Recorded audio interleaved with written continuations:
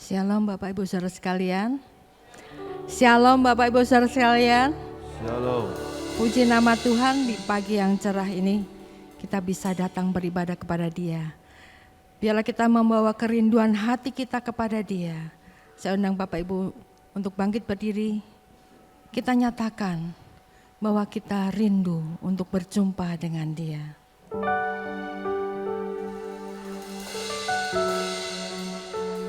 Haleluya.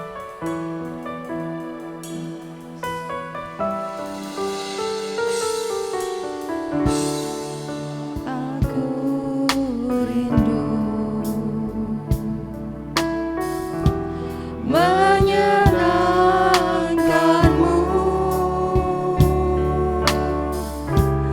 ajarku lebih dalam untuk mengenalmu,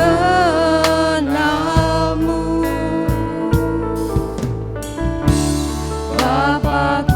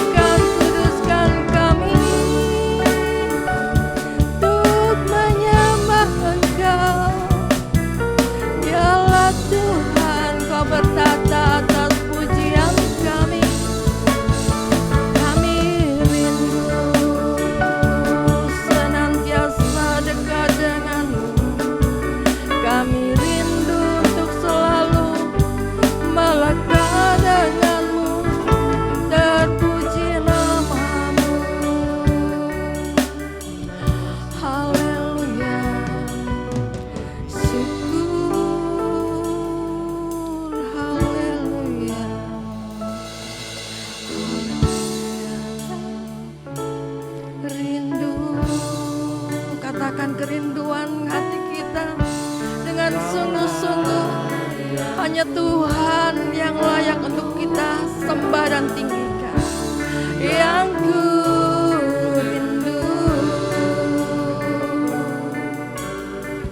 berada di dekatmu, aku rindu. Aku rindukan Tuhan. Kaulah yang ku perlukan, yang ku rindu. Berada di dekatmu, berada di dekatmu, berada di dekatmu, berada di dekatmu. Terpujilah namamu Tuhan. Kami sudah menjalani hari-hari kami, dan kami rindu saat ini datang kepada Engkau dengan penuh kerinduan untuk menyenangkan akan hatimu. Kamu mau meninggikan namamu, memuji Engkau, menyembah Engkau dengan hati kami. Biarlah Tuhan, kami menyadari kami membutuhkan Engkau setiap saat, setiap waktu.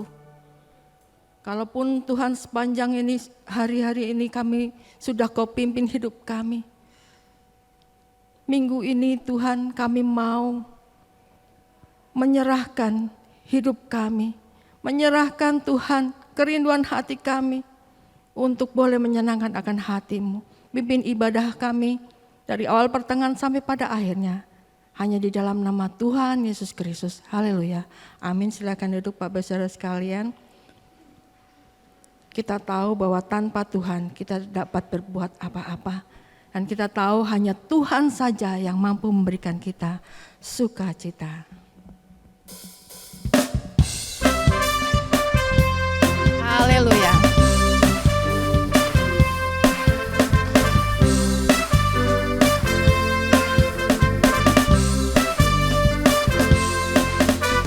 Sungai sukacitamu mengalir dalamku. Yes, yes, yes, yes. Anggur sukacitamu melimpah dalamku. Ku menari dan bersuka, puji-Mu di setiap waktu. Sebab sungai sukacitamu ada dalamku. Sungai sukacitamu, sungai sukacitamu melimpah dalamku.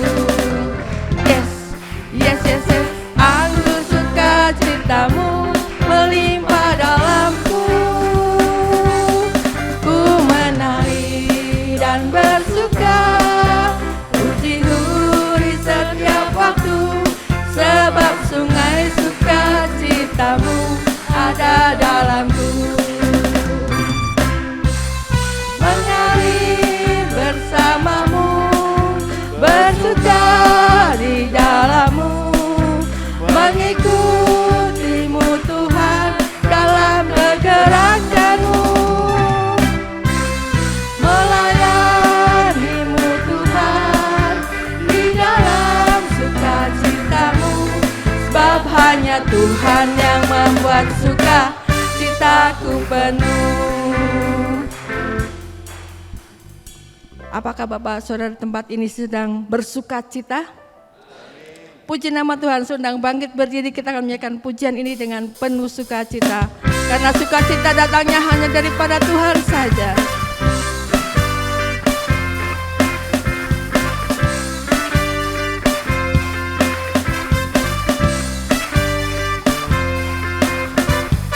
Sungai sukacitamu mengalir dalamku. Yes, yes, yes, yes. Anggur sukacitamu melimpah dalamku. Ku menari dan bersuka, puji-Mu di setiap waktu. Sebab sungai sukacitamu ada dalamku.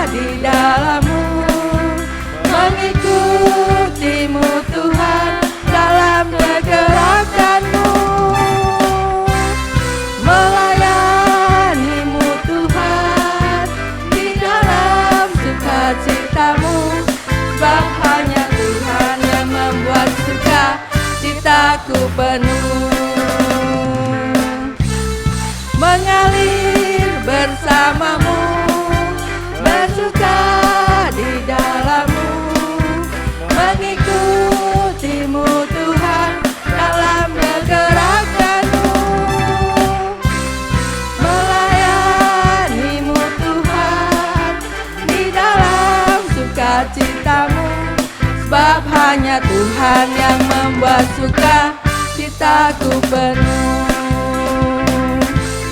Sebab hanya Tuhan yang membuat suka citaku. Sekali lagi katakan. Sebab hanya Tuhan yang membuat suka citaku penuh. Haleluya. Terpujilah nama Tuhan kita. Silahkan duduk Bapak Ibu sekalian. Sebab hanya sukacita yang daripada Tuhan saja yang mampu dan menguatkan kita untuk terus menjalani hari-hari kita. Allah kita adalah Allah yang luar biasa dan Dia begitu baik di dalam kehidupan kita. Kasih-Nya tidak terbatas, kasih-Nya tidak berkesudahan.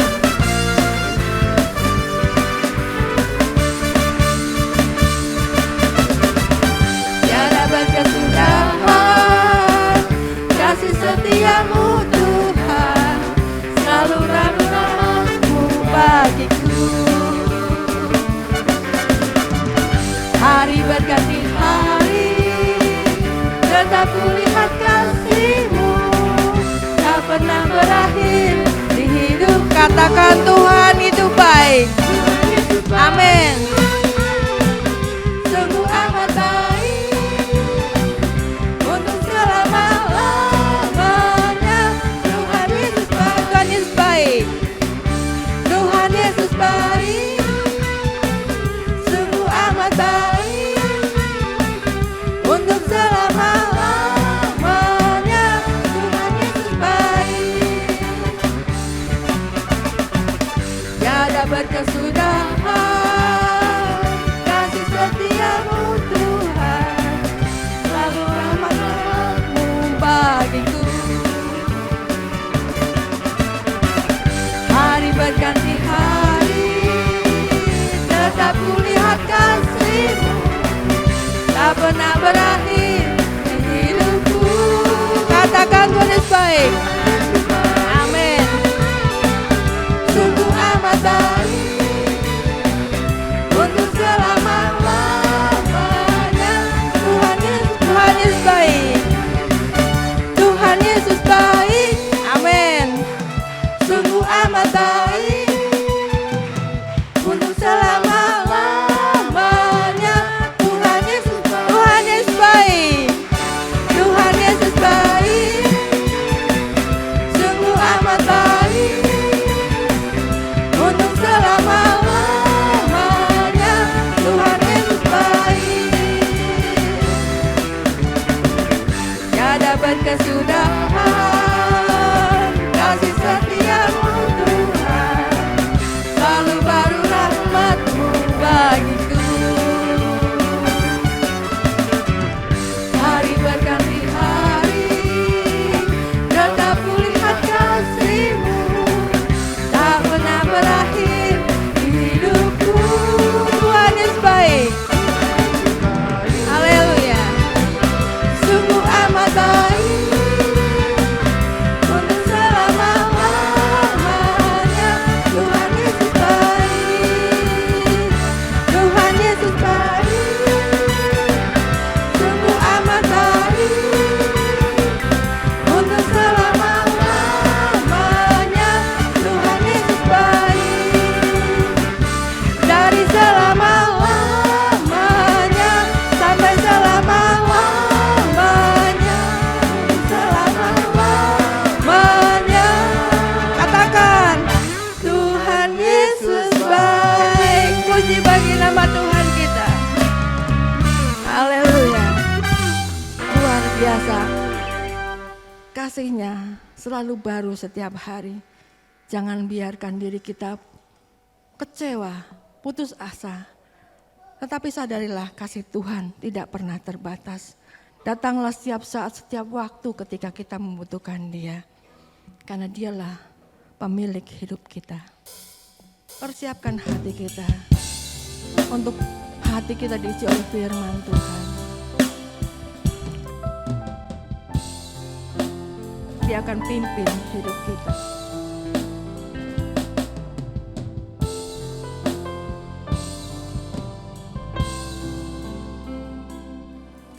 Dalam tangan-Mu ku serahkan hidupku, ku taruh penuh harapku padamu. Kemenanganku hanya ada di dalam janji-Mu. Engkaulah Tuhan pemilik hidupku. Senang bangkit berdiri Bapak Ibu sekalian. Dalam tangan-Mu ku serahkan hidupku, ku taruh penuh harapku padamu. Kemenanganku hanya ada di dalam janji-Mu.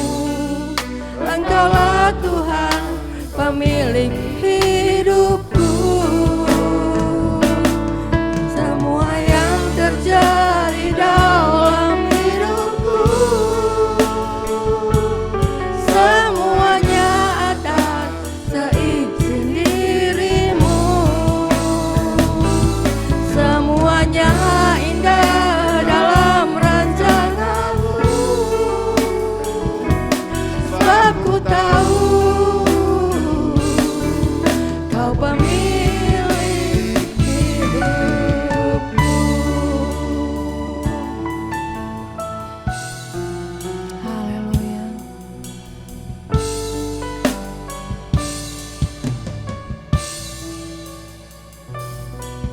Dalam tangan-Mu ku serahkan hidupku,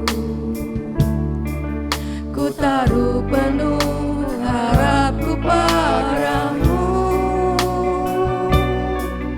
Kemenanganku hanya ada di dalam janji-Mu. Engkaulah Tuhan pemilik hidupku. Dalam tangan-Mu ku serahkan hidupku, ku taruh penuh harapku padamu. Kemenanganku hanya ada di dalam janji-Mu. Engkaulah Tuhan pemilik hidupku. Semua yang terjadi dalam hidupku, semuanya atas seizin diri-Mu. Semuanya indah dalam rencana-Mu, sebab ku tahu Kau pemilik hidupku. Semua yang terjadi dalam, hanya selanjutnya serahkan pada Bapak saudara. Semuanya atas seizin diri-Mu. Semuanya indah dalam rencana-Mu, sebab ku tahu Kau pemilik hidupku. Semua yang terjadi dalam hidupku, semuanya atas seizin diri-Mu. Semuanya indah dalam rencana-Mu, sebab ku tahu Kau pemilik hidupku. Sebab ku tahu Kau pemilik hidupku.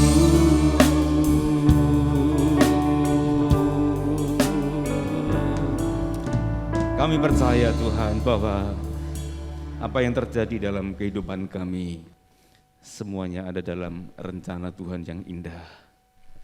Kemenangan kami semuanya berdasarkan janji-janji Tuhan yang menyertai kami dan menolong kami ya Tuhan. Terpujilah Engkau selama-lamanya. Sungguh kami bersyukur jika pada saat ini kami ada di sini, kami boleh memuji dan memuliakan Tuhan. Persembahan puji-pujian yang sudah kami berikan kepadamu, kiranya Engkau terima sebagai persembahan yang harum dan berkenan. Terima kasih Tuhan. Sekarang kami mau buka hati kami untuk menerima kebenaran firman Tuhan. Kiranya Engkau berkenan berbicara kepada kami, berfirman kepada kami, pakailah hamba-Mu ini, layakkan hamba-Mu, kiranya Roh Kudus berkuasa penuh atas hamba-Mu, memimpin sehingga semua yang hamba-Mu ucapkan adalah kebenaran yang datang dari Tuhan, dan kami semua diberkati. Terima kasih Tuhan, hanya di dalam nama Yesus Kristus, Juru Selamat kami panjatkan doa ini. Haleluya. Amin. Silakan duduk, saudaraku yang terkasih. Salam. Puji Tuhan, oleh anugerah Tuhan kita boleh ada di sini saat ini memuji dan memuliakan Tuhan. Saya berpikir hari ini pasti gereja sepi karena tanggal merah. Maksud saya hari libur. Tapi puji Tuhan masih lumayan. Tidak terlalu sepi ya, karena kita cinta Tuhan, kita tahu ibadah itu adalah yang dikehendaki Tuhan. Baik, kita akan bersama-sama mendengarkan firman Tuhan dengan subtema berbahagia orang yang diampuninya. Hari ini firman Tuhan akan berbicara tentang dosa, ya, tentang dosa. Dosa ini adalah masalah terbesar Tuhan maupun manusia, terutama manusia, saudara. Tuhan untuk menyelesaikan persoalan dosa ini harus mengutus anaknya yang tunggal, Yesus Kristus, menjadi manusia, saudara ya. Dia firman Allah harus menjadi manusia demi menyelesaikan persoalan dosa. Jadi tujuan Yesus ke dunia itu yang utama, visi utamanya adalah menyelesaikan persoalan dosa. Karena dosa ini merusak, membinasakan, menghancurkan, membunuh manusia, saudara. Walaupun manusia tidak menganggap penting persoalan dosa, bahkan anak Tuhan pun gak luput dari sikap demikian. Yang penting berkat, ya, ikut Tuhan yang penting berkat. Bahkan ada satu jemaat yang sekarang sudah tidak ada bersama dengan kita. Pokoknya yang penting kebaktian ke Nias, nanti kan dapat diakonia. Maaf, ini sedikit saya sampaikan motivasi yang salah. Ya, bukan itu yang utama tujuan Yesus datang ke dunia, tapi menyelesaikan persoalan dosa. Karena dosa ini merusak, merampas kebahagiaan manusia, saudara. Jadi orang yang bahagia itu adalah orang yang diampuni Tuhan. Untuk itu kita bersama-sama membaca Mazmur 32 ayat 1 dan 2. Ini sudah ada ayatnya di sini, di layar, saudara ya. Kita akan baca Mazmur 32 ayat 1 dan 2. Kita perhatikan. Mazmur 32 ayat 1 dan 2. Ayat 1 dulu. Ya, dari Daud nyanyian pengajaran. Berbahagialah orang yang diampuni pelanggarannya, yang dosanya ditutupi. Berbahagialah manusia yang kesalahannya tidak diperhitungkan Tuhan dan yang tidak berjiwa penipu. Saudara. Kita tahu Raja Daud ini adalah seorang raja, seorang hamba Tuhan yang pernah jatuh ke dalam dosa besar karena khilaf melihat Batseba sedang mandi, mengintip. Di grup BA itu ada yang cuma mengintip, tapi itu tidak apa-apa. Tapi kalau mengintip orang mandi itu bahaya. Daud kemudian jatuh ke dalam dosa dan dosanya itu beruntun sampai kepada pembunuhan dan akibatnya sangat luar biasa. Apa yang ditabur Daud itu juga yang dituai. Namun satu perkara yang paling penting adalah bahwa Tuhan sudah mengampuni. Itu yang disampaikan oleh Uria, ya Nabi Uria, bahwa dosamu sudah diampuni, tetapi konsekuensinya masih mengikuti, saudara. Kita perhatikan ayat ini, saudara. Betapa bahagianya, ya, betapa bahagianya orang yang diampuni Tuhan. Yang pertama kita lihat di sini adalah diampuni pelanggarannya. Kalau kita lihat rambu-rambu di jalan, itu ada perintah, ada larangan. Kalau tidak mentaatinya itu artinya melanggar. Misalnya ada petunjuk arah satu arah, jalan ini satu arah. Lalu orang melawan arus, ya melawan arah, itu pelanggaran. Ini bisa terjadi disengaja atau tidak disengaja, saudara ya. Perintah kemudian tidak dilakukan, tidak ditaati, itu juga pelanggaran.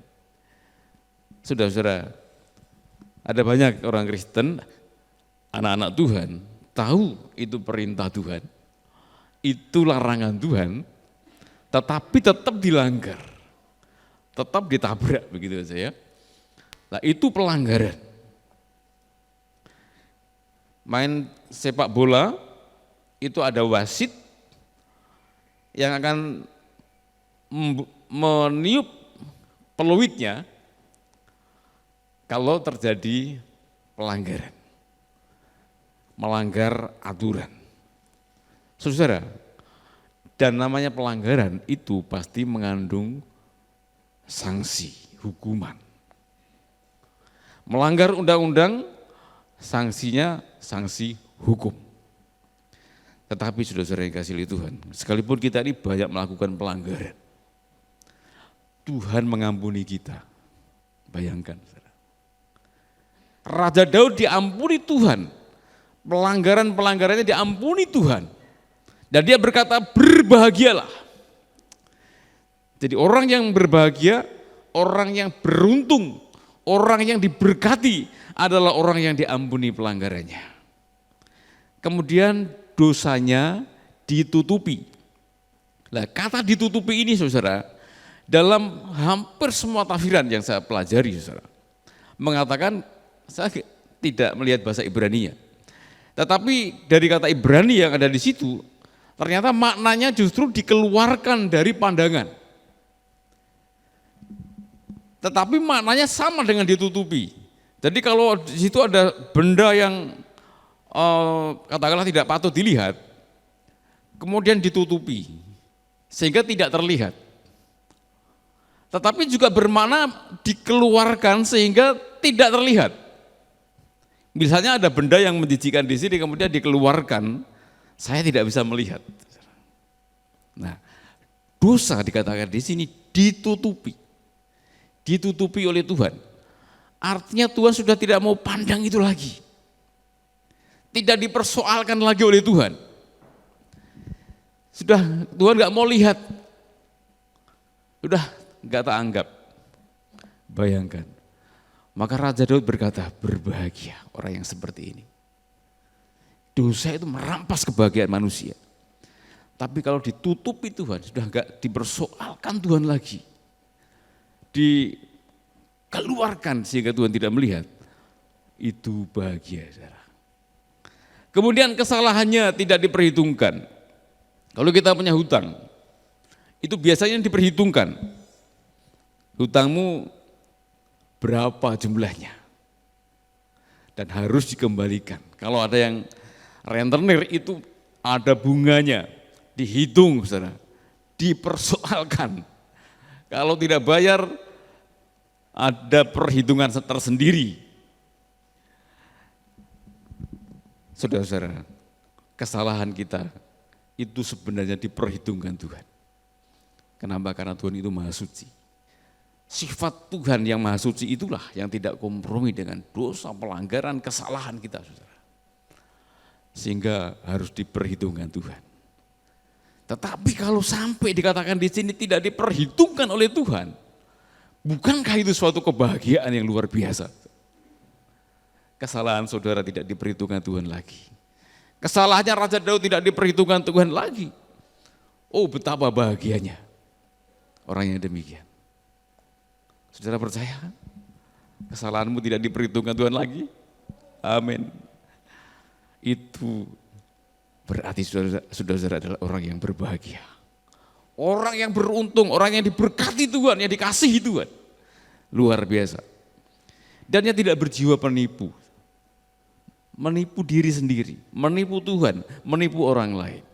Suatu ketika ada seorang hamba Tuhan berkunjung karena hari Minggu tidak kebaktian.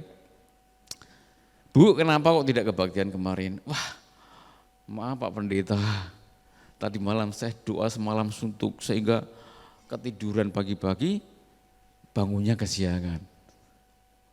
Padahal kenyataannya enggak doa semalam suntuk, saudara. Dan dengan sendirinya, otomatis dia ini telah menipu hamba Tuhan, menipu diri sendiri, menipu Tuhan. Ini karena karakter, jiwa dia. Jiwa penipu, karakternya itu suka menipu orang.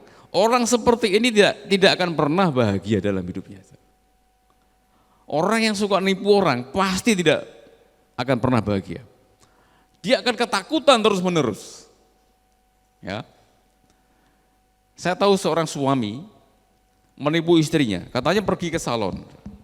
Enggak taunya yang salon apa namanya? Apa ya tukang salon itu apa? Itu apa Pak? Kapster. Ya. Pak Dono tahu semua. Ternyata malah kapsternya ini yang dibawa pergi. Ketemu adiknya istrinya di jalan. Wah, hampir dihajar.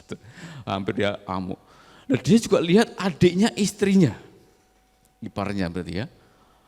Wah, berusaha lari. Ketakutan.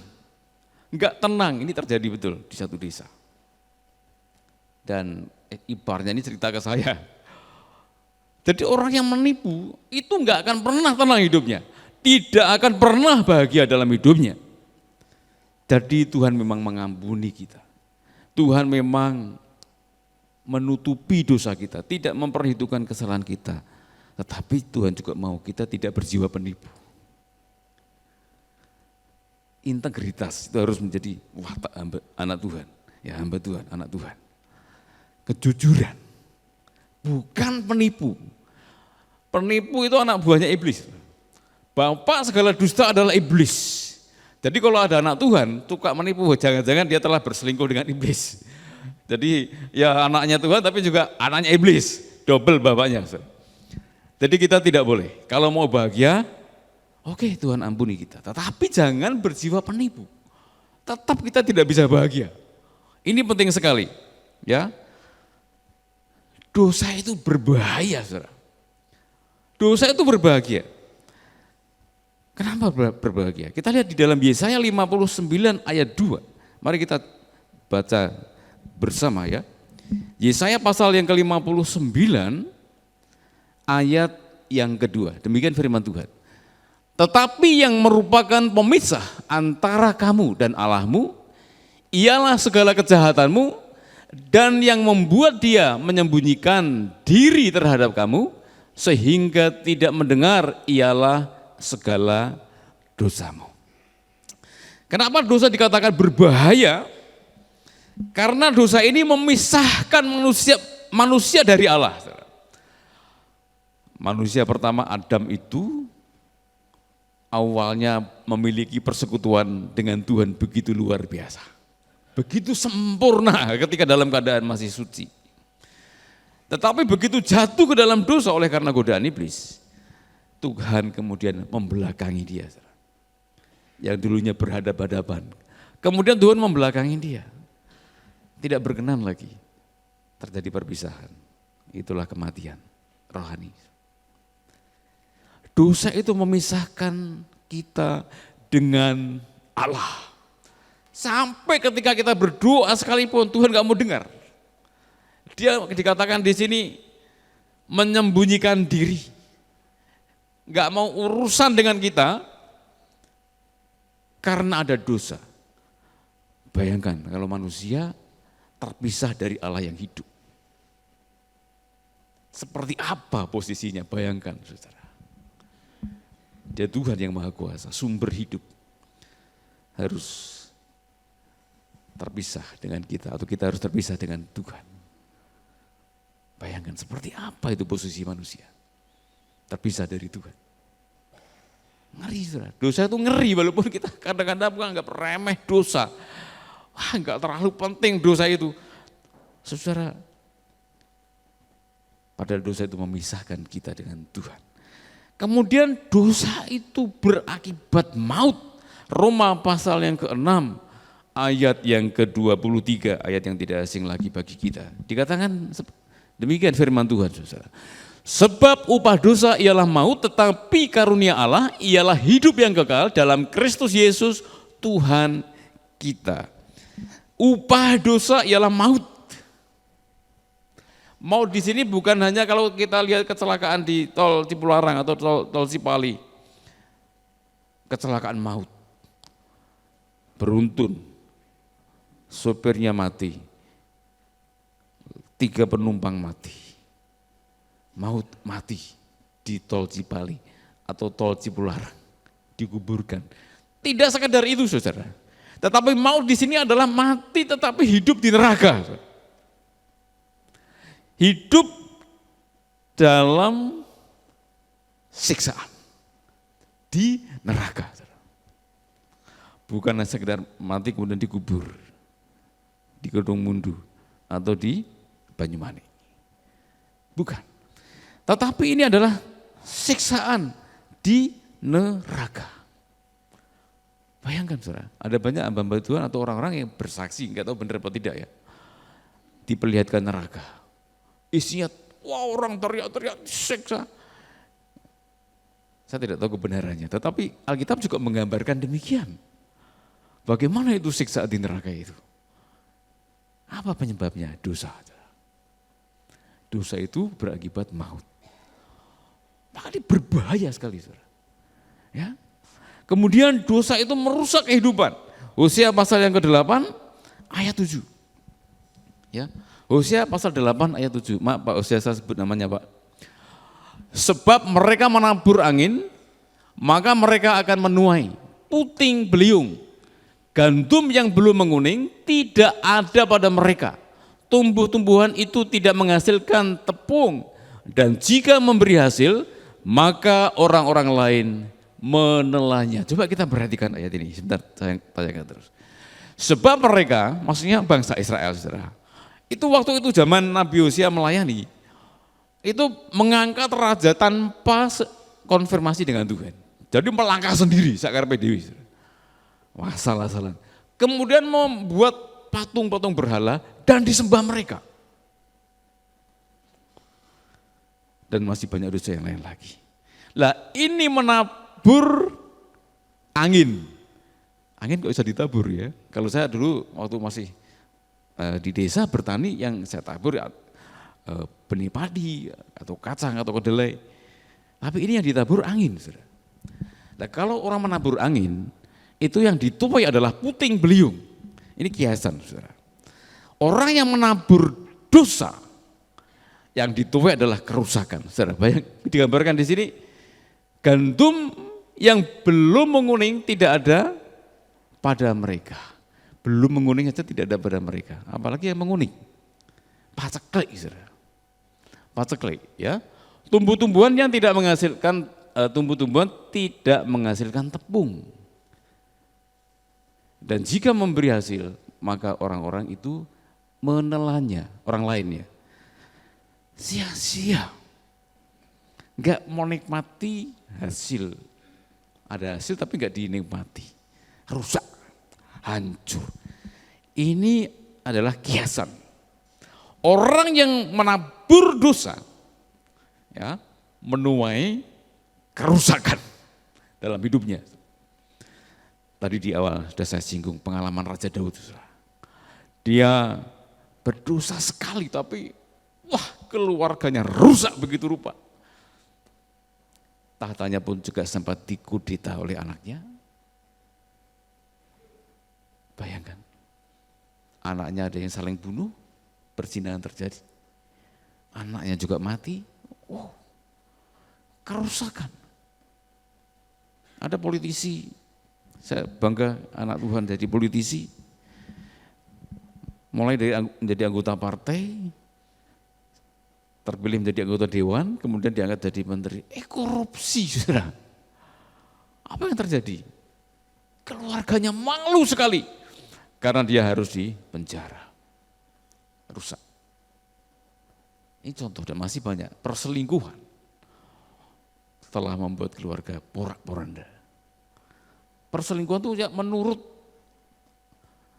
pendeta yang pernah pelayanan di Manado, orang Manado bilang selingkuh itu indah katanya. BII, ada bank tuh, Bank Internasional Indonesia. Tapi di sana maknanya beda, saudara. Berselingkuh itu indah. Tapi saudara, itu menabur angin. Yang dituai puting beliung. Wow, kehancuran, keluarga hancur. Hancur, saudara. Diri sendiri juga hancur. Pakai narkoba, saudara. Hancur. Tubuhnya hancur. Gak tahu saya tuh kenapa kalau dengar berita di Jepara terjadi pesta oplosan 7 meninggal. Kok saya itu malah seneng. Saya malah wah syukur. Jadi kok apa rasanya? Ngerti oplosan dibuat pesta. Pesta miras oplosan. Mati 7. Syukur rasanya. Ya gak tahu apakah sikap saya benar. Kalau benar ya puji Tuhan, salah ya mau diampuni Tuhan. Jadi miras oplosan merusak diri sendiri, menghancurkan. Jadi kesimpulannya adalah dosa itu merusak kehidupan diri sendiri, orang lain, keluargamu, rusak. Dosa itu mendatangkan murka Allah. Oh, kalau Allah sudah murka, saudara, siapa yang bertahan dengan murka Tuhan? Kita baca bersama, saudara. Roma 5 ayat 9. Roma 5 ayat yang ke-9 ya, sorry, maaf. Kita baca Roma 5 ayat 9. Lebih-lebih karena kita sekarang telah dibenarkan oleh darahnya, kita pasti akan diselamatkan dari murka Allah. Mengapa murka Allah terjadi pada diri manusia? Karena dosa. Kita tahu semua bahwa murka Allah itu terjadi pada diri Allah karena melihat dosa manusia. Murka Allah, saya pernah lihat sendiri ada seorang ibu begitu marah dengan anaknya karena anaknya telah mencuri. Dia marah, di zaman dulu itu biasa kalau anak berbuat salah dihajar, dicemeti, jebreti pakai kayu, saudara, pakai carang. Kasihan sekali, saudara. Murka ibunya karena melihat anaknya bersalah. Manusia berdosa itu ada dalam murka Allah. Kalau Allah marah, bukan Allah tidak punya kasih dan tidak punya kesabaran. Ada kalanya Tuhan murka karena melihat ketidakberesan manusia, dosa. Tapi puji nama Tuhan, kita oleh karena percaya kepada Yesus Kristus diselamatkan dari murka Allah. Wow. Saudara, lebih lanjut kita mau lihat saudara tentang pengampunan Allah. Setelah kita lihat dosa itu begitu berbahaya bagi manusia, kita lihat betapa pentingnya apa itu pengampunan Allah. Ya, pengampunan Allah bisa dibedakan menjadi 2 hal. Yang pertama adalah pengampunan Allah yang berhubungan dengan keselamatan manusia. Ya, Roma 5 ayat 8 dan 9. Tadi satu ayat sudah kita baca. Tapi kita mau baca mulai ayat yang ke-8. Roma 5 ayat 8 dan 9. Ini pengampunan Allah yang berhubungan dengan keselamatan manusia. Ya, kita baca bersama. Akan tetapi Allah menunjukkan kasih-Nya kepada kita oleh karena Kristus telah mati untuk kita ketika kita masih berdosa. Yang tadi sudah kita baca ya. Saudara, kita lihat di sini bahwa Allah menunjukkan kasih-Nya kepada kita ketika kita masih berdosa. Semua itu terjadi karena ada dalam Kristus. Kemudian tadi ayat terakhir di ayat 9, kalimat terakhir dikatakan kita diselamatkan dari murka Allah. Kenapa? Karena murka Allah atas manusia itu sudah ditimpakan kepada Yesus Kristus di kayu salib, sehingga kita tidak lagi ada di bawah murka Allah. Karena apa? Semua dosa kita sudah diampuni. Ada seorang yang mualaf gara-gara bertanya kepada seorang dosennya. Pernah kuliah S2 di STT Harvest. Ketika dia bertanya, Pak, saya mau tanya, S2 kan nggak boleh hanya ngikut saja, kalau S1 harus apa yang dikatakan dosen dipercaya, tetapi kalau S2 harus kritis. Dia tanya, kalau seorang yang sudah percaya Yesus Kristus kemudian menjelang meninggalnya dia berbuat dosa, diselamatkan apa tidak? Dosennya bingung katanya, saudara. Saya katakan seharusnya nggak perlu bingung, saudara. Pengorbanan Yesus itu menyucikan kita dari segala dosa yang lalu, hari ini, atau yang mungkin akan kita lakukan. Kalau ada dosa yang tidak diampuni oleh Tuhan, pasti semua manusia binasa. Dan sia-sialah pengorbanan Yesus Kristus. Saya salah satu orang yang percaya bahwa dosa saya semuanya sudah dibereskan oleh Yesus di kayu salib. Dosa saya masa lalu, dosa saya hari ini yang mungkin saya lakukan, atau mungkin yang tidak saya lakukan, saya percaya. Saudara mungkin boleh tidak percaya, tapi saya percaya. Semua sudah dibereskan oleh Tuhan Yesus. Itu pengampunan Allah yang berhubungan dengan keselamatan. Kalau ada dosa yang tidak diampuni Tuhan, padahal kita sudah percaya, sia-sia korban Yesus, dan pasti kita juga tidak akan masuk surga. Tetap masuk neraka. Jadi untuk selamat, semua dosa kita harus diampuni Tuhan. Dan itu hanya terjadi di dalam Yesus. Beragama tidak akan menyelesaikan dosa. Melaksanakan semua perintah agama, berkorban sapi atau domba, tidak menyelesaikan dosa. Hanya darah Yesus yang menyelesaikan semua dosa kita. Sehingga kita diampuni semuanya. Itu pengampunan untuk keselamatan. Yang kedua, itu pengampunan dalam hubungan atau persekutuan kita dengan Tuhan dan sesama. Kemudian untuk kehidupan dan disiplin. Ini ada di dalam 1 Yohanes 1 ayat 6 sampai 9. Namun karena panjang, akan saya jelaskan begini, saudara. Di ayat itu, nanti saudara baca di rumah. Ya, lebih saudara baca dengan tenang, dengan penuh penghayatan. Akan menemukan kata-kata di sana. Persekutuan dengan Dia, ya. Itu konteksnya anak Allah adalah terang. Allah adalah terang, maka kita juga anak terang. Rasul Yohanes dalam suratnya itu menekankan pentingnya bahwa anak Tuhan itu tidak berbuat dosa. Nah, itu akan ada kata persekutuan dengan Dia, kemudian persekutu dengan saudara seiman. Ada di situ. Nah, Allah dan kita dan saudara kita itu adalah satu persekutuan ilahi. Dan akan rusak, saudara, persekutuan itu, hubungan rohani ini akan rusak kalau ada dosa. Berhubungan dengan kehidupan sekarang.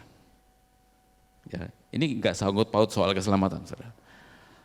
Allah itu harus mendisiplin kita kalau kita berdosa.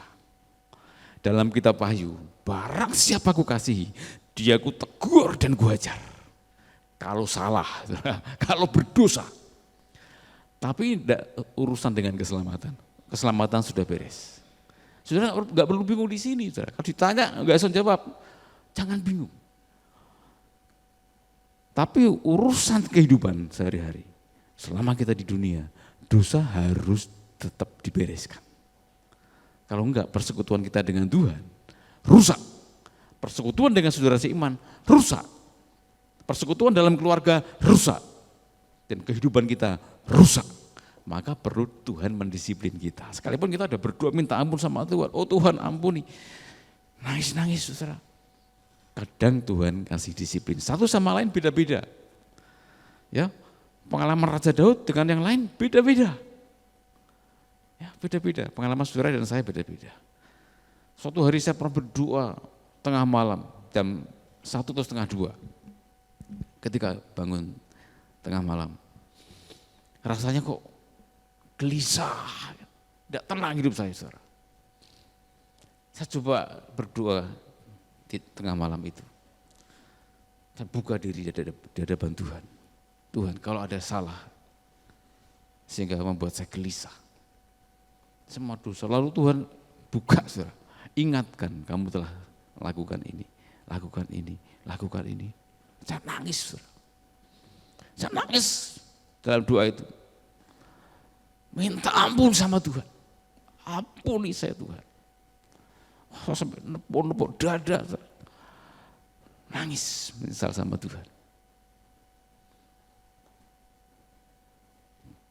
Saudara, dan saya percaya Tuhan sudah mengampuni. Begitu amin, saya lega sekali. Tuhan sudah ampuni saya. Jadi hubungan pribadi dengan Tuhan membutuhkan pengampunan Tuhan. Raja Daud begitu berbahagia karena dosanya diampuni Tuhan. Saudara, kenapa anak Tuhan banyak enggak bahagia hidupnya? Ada yang enggak bahagia hari ini? Takut, gelisah, enggak tenang. Jangan-jangan ada dosa, saudara. Minta ampun sama Tuhan. Dengan sungguh-sungguh, dengan bertobat. Kalau Tuhan ampuni, kebahagiaan itu akan datang lagi. Dapat saudara nikmati. Ya, banyak orang dirampas kebahagiaannya oleh karena dosa. Saudara dikasih Tuhan, yang terakhir, saudara, hendaklah berbahagia karena Allah sudah mengampuni kita. Ada seorang namanya Agus Mustafa. Ini asal Cimahi, Kabupaten Bandung Barat kalau nggak salah. Pernah mencuri sepeda majikannya yang bernama Jajah. Sempat dilaporkan polisi, diproses, berkas masuk ke Kejaksaan Negeri Cimahi. Tapi karena jaksa melihat kasusnya seperti itu, lalu mereka mengambil keputusan yang namanya restoratif justice. Ada mediasi dengan korban, pemilik kendaraan. Korban telah memaafkan. Maka kejaksaan juga mengambil keputusan yang bijaksana, restoratif justice. Berkas tidak dilanjutkan, diampuni. Dan saat itu ibunya hadir di dalam sidang pertama itu. Dia menangis, tapi menangisnya itu menangis bahagia, saudara. Karena dia dibebaskan. Dia minta maaf sama ibunya, memeluk kaki ibunya, tersungkur di depan kaki ibunya, minta ampun dan tidak akan mengulang lagi perbuatannya. Dan berterima kasih kepada majikannya yang telah memberikan maaf kepada dia, saudara. Begitu bahagianya, nangis tapi nangisnya nangis bahagia. Bukan nangis sedih, tapi nangis bahagia, terharu sekali atas pengampunan yang telah diberikan kepadanya, saudara. Suatu ketika Yesus ada di satu ruangan penuh dengan orang. Orang mau masuk sulit, begitu berjubel. Dibawalah orang yang lumpuh sampai harus diturunkan dari atap.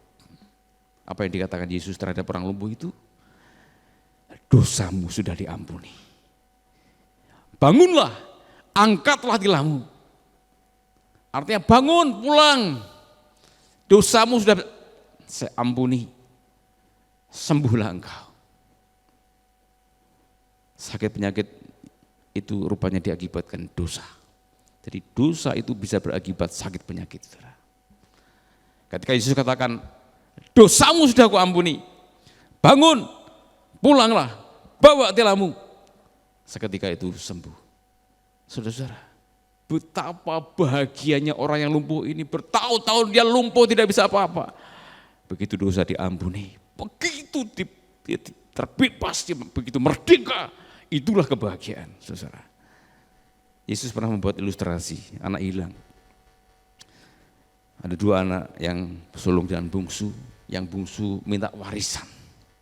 Lalu dia pergi bukan untuk kegiatan positif, namun dipakai untuk berfoya-foya, bersenang-senang, menikmati kesukaan duniawi. Akibatnya apa? Dia jatuh kelaparan, lalu jadi merawat babi. Lalu dia merasa menderita sekali, lalu menyesal dan dia ambil keputusan mau pulang. Di rumah bapakku, di sana banyak karyawan-karyawan. Banyak makan minum, kenapa aku harus menderita seperti ini? Akhirnya dia pulang, ambil keputusan pulang. Bapaknya lihat dari jauh, jatuh belas kasihan. Lihat anaknya pulang dalam keadaan lusuh, tapi penuh dengan penyesalan, penuh dengan pertobatan. Maka dipeluklah anaknya itu. Hai pegawai, siapkan baju terbaik, potong hewan, masak. Kita akan pestakan anakku yang hilang telah kembali. Ini adalah gambaran, saudara. Orang yang telah jauh dari Tuhan, hidup dalam dosa, berbuat dosa. Anak Tuhan bisa berbuat dosa begitu dalam, jatuh begitu dalam. Tapi ketika bertobat, datang sama Bapa di surga, dia melihat kita penuh dengan belas kasihan dan dia memeluk kita kembali. Oh, betapa bahagianya orang-orang yang diampuni dosanya oleh Tuhan. Siapapun saudara, siapapun, saya saudara, mintalah ampun sama Tuhan jika berbuat dosa. Kebahagiaanmu dirampas oleh dosamu. Tapi jika engkau menyesal bertobat, minta ampun sama Tuhan, Tuhan akan ampuni. Saudara, kita baca ayat terakhir, ayat penutup, Mazmur 32 ayat 5. Mazmur 32 ayat 5, ini kuncinya kenapa Daud diampuni Tuhan. Kita mau baca bersama-sama saudara ya, dengan suara yang keras, dengan penuh penghayatan. Mari kita sama-sama baca 1, 2, 3. Dosaku kuberitahukan kepadamu dan kesalahanku tidaklah kusembunyikan.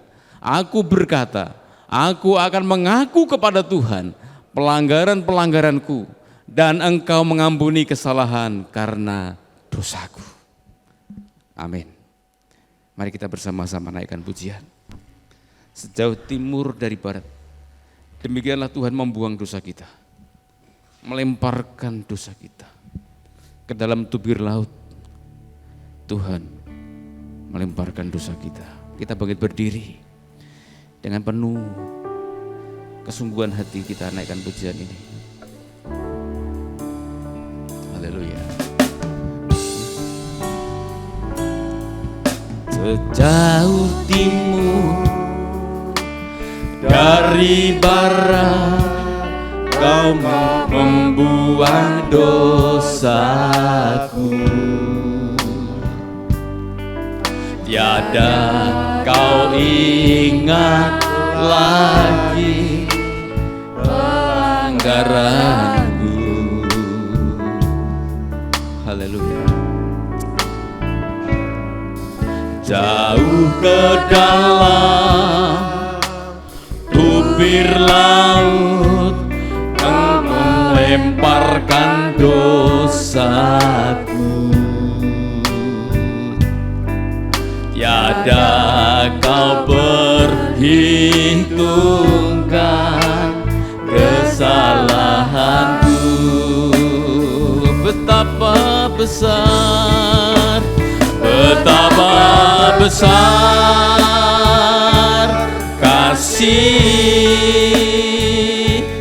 pengampunanmu Tuhan.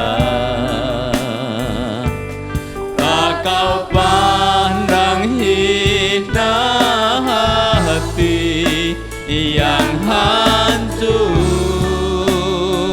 Ku berterima kasih, aku berterima kasih kepadamu ya Tuhan. Pengampunan yang kau beri, pulihkanku. Sejauh timur dari barat, sejauh timur dari barat, kau membuang dosaku. tiada kau ingat lagi pelanggaranku. Jauh ke dalam, jauh ke dalam tubir laut kau melemparkan dosaku. Tiada kau hitungkan kesalahanku. katakan begitu besar, haleluya. Betapa besar kasih pengampunanmu Tuhan. Tak kau pandang hina hati yang hancur.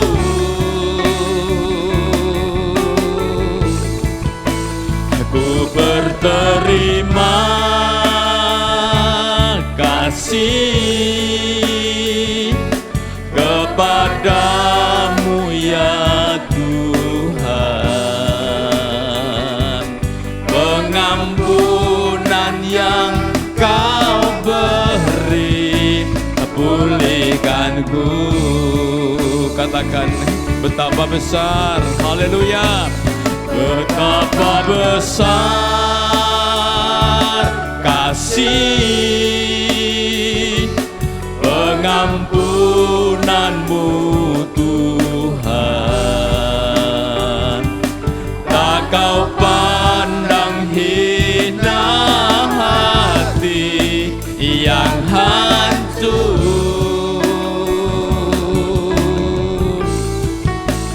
Ku berterima kasih kepadamu ya Tuhan. Pengampunan yang kau beri pulihkanku. Pengampunan yang kau beri, pengampunan yang kau beri pulihkanku. sekali lagi katakan pengampunan yang kau beri Tuhan, haleluya. Pengampunan yang kau beri pulihkanku.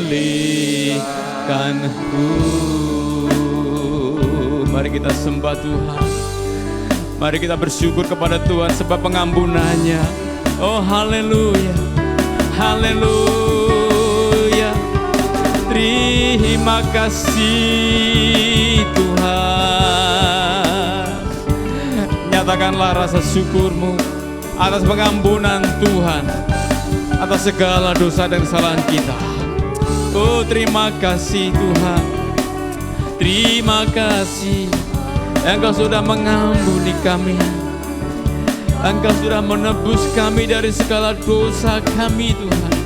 Terima kasih untuk kasih-Mu yang begitu besar ya Bapa. Kepada kami Engkau anugerahkan Yesus Kristus untuk mati bagi kami. Terima kasih Tuhan. Kami sungguh orang yang paling berbahagia Tuhan, sebab Engkau sudah mengampuni kami. Haleluya. Terima kasih Tuhan. Hati kami penuh dengan ucapan syukur, sebab Yesus Kristus sudah mati bagi kami, membenarkan kami. Bapa telah mengampuni semua dosa kami, sehingga kami adalah orang-orang yang paling berbahagia di dunia ini, yang paling beruntung, yang paling diberkati Tuhan. Kau dalam kehidupan kami sebagai anak-anak-Mu Tuhan, orang-orang yang telah Engkau selamatkan, yang telah Engkau tebus. Kami telah menjadi anak-anak Tuhan yang nakal, yang bandel, semau kami sendiri. Ampunilah ya Tuhan, ampunilah. Janganlah dosa memisahkan kami dari Engkau. Ampuni, kuduskan kami ya Tuhan. Kami mau terus bersekutu dengan Tuhan, menikmati kasih setiamu, kemurahan-Mu Tuhan, hadirat-Mu dalam kehidupan kami. Oh terima kasih, syukur atas firman-Mu yang telah memberkati kami saat ini. Dalam nama Yesus Kristus kami telah berdoa dan bersyukur. Amin. Silakan duduk.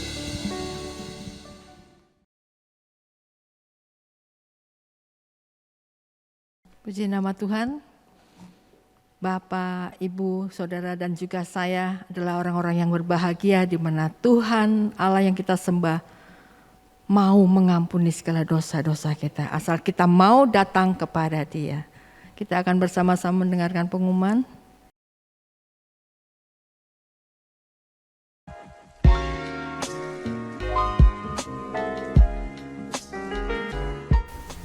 Shalom jemaat Tuhan yang terkasih, puji Tuhan kita telah mendengarkan firman Tuhan yang telah disampaikan melalui hambanya Bapak PDM Aristarkus Suharto. Berikut ini merupakan warta sepekan yang dapat kami sampaikan. Kita akan berjumpa kembali pada hari Minggu, tanggal 17 Juli tahun 2022 dengan pembicara Bapak Pendeta Hosea Adityono. Ibadah online akan dilaksanakan setiap hari Minggu pukul 18.00 waktu Indonesia bagian Barat di channel YouTube GBI Hosana Semarang. Ibadah HABI pada hari Minggu tanggal 17 Juli 2022 akan dilaksanakan secara onsite pukul 7 pagi di ruang sekolah minggu GBI Hosana Semarang.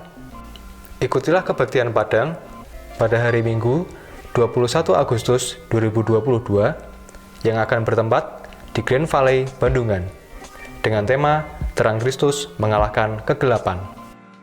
Pendaftaran dapat dilakukan kepada Ibu Trifosa dan Ibu Handono mulai hari ini dan akan ditutup pada hari Senin 8 Agustus 2022. Untuk biaya peserta usia 11 tahun ke atas akan dikenakan tarif sebesar Rp110.000 dengan harga normal atau Rp100.000 dengan harga subsidi. Kemudian, usia 5-10 tahun akan dikenakan tarif sebesar Rp50.000 untuk harga subsidi. Dan usia 1-4 tahun tidak akan dikenakan biaya. Persembahan dapat ditransfer melalui Bank Tahapan BCA atas nama Supriyanto DRS dengan nomor rekening 8985 126 263 dan dapat disampaikan kepada Ibu Lindasari di toko Dinar Stationery Jalan Krakatau Raya. Serta disediakan kotak persembahan di pintu keluar bagi jemaat yang beribadah secara onsite. Tetap patuhi dan laksanakan protokol kesehatan saat Anda beribadah di gereja maupun saat dalam mobil pengantar gereja. Dan bagi jemaat yang merasa kurang sehat, kami himbau untuk mengikuti ibadah secara online dengan serius. Demikian tadi warta sepekan yang dapat kami sampaikan. Terima kasih atas perhatiannya. Tuhan Yesus memberkati.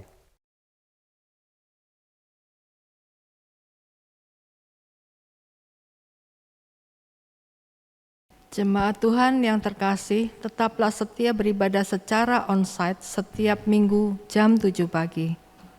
Sehubungan dengan tahun ajaran baru 2022 dan 2023, maka Komisi Pendidikan memberi kesempatan kepada Bapak Ibu jemaat yang membutuhkan beasiswa untuk putra-putrinya.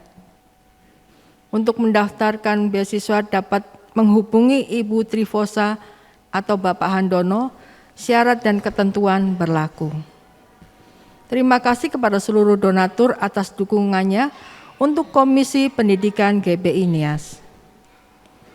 Datang dan hadiri kebaktian WBI Kamis 14 Juli 2022 pukul 5 sore.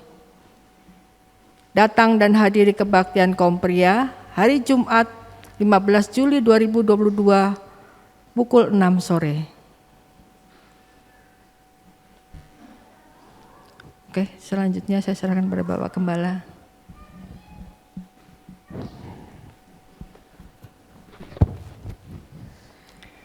Mari Bapak Ibu, kita akan akhiri ibadah kita akan berdiri. Ya Tuhan, terima kasih untuk ibadah yang telah Tuhan sertai dan berkati sepanjang ibadah kami pagi ini, baik lewat pujian, lewat pemberitaan firman-Mu. Kami sungguh sangat berbahagia, orang-orang yang percaya akan Tuhan sebagai juru selamat kami telah diampuni dosanya.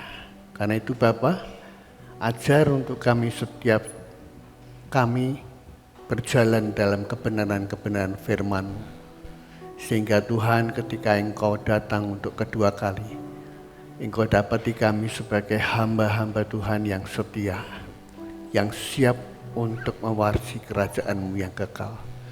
Berkati hamba-Mu Pak Arto yang sudah membagikan berkat firman Tuhan buat kami. Kami percaya Tuhan, Engkau menyertai memberkati hamba-Mu Pak Arto dan keluarga di tengah-tengah masyarakat yang mungkin belum mengenal Engkau, sehingga mereka boleh dimenangkan bagi kerajaan-Mu. Berkati setiap kami yang hadir di pagi ini dan juga segenap pemirsa yang akan mengikuti ibadah online sebentar sore. Berkati juga bangsa dan negara kami Indonesia. Kami terus berdoa bersyafaat buat bangsa dan negara kami. Kiranya kemuliaan Tuhan dinyatakan di atas suku-suku bangsa di seluruh kepulauan Nusantara dan nama Tuhan ditinggikan. Sekarang Bapak Ibu, angkatlah kedua tangan-Mu, terimalah berkat Tuhan pagi hari ini. Pulanglah dalam kasih damai sejahtera Allah. Kasih Allah Bapa, pengorbanan Yesus Kristus Tuhan dijual juta untuk mengampuni, menebus dosa-dosa kita sehingga kita terbebas dari hukuman dosa. Dan persekutuannya yang intim melalui Roh-Nya yang kudus terus menyertai engkau dimanapun engkau berada. Segenap aktivitas usaha pekerjaan diberkati dan disertai Tuhan. Tuhan memberkati engkau dan melindungi engkau. Tuhan menyinari engkau dengan kasih karunia-Nya. Dan pagi hari ini Tuhan menghadapkan wajah-Nya kepadamu untuk memberikan damai sejahtera Allah. Hari ini esok sampai Maranatha, Yesus datang kembali. Yang percaya di dalam Yesus berkata, Amin.